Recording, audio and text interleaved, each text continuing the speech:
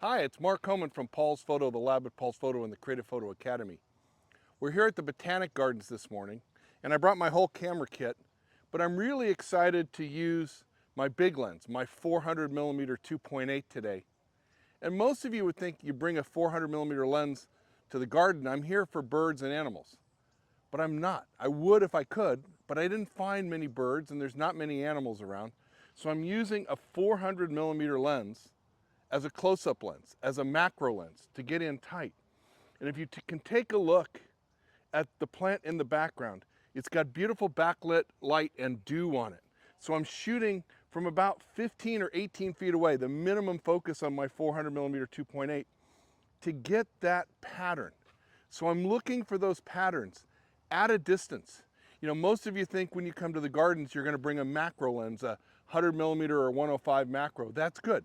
I love to use a longer lens so I can reach out into the scene, compress the scene. So you can see I've got the 400mm 2.8 Nikon Z lens on my Nikon Z8 camera. I'm on my Gitzo tripod. I've got my think tank bag down there with all my gear in it. And we're just having fun. So what are my techniques? I'm in matrix metering, aperture priority, f2.8 or 4. I'm using the lens nearly wide open to get the background completely out of focus. I'm at ISO 200 today, and my shutter speed's hovering between a 500th and a 1,000th of a second, depending on the light.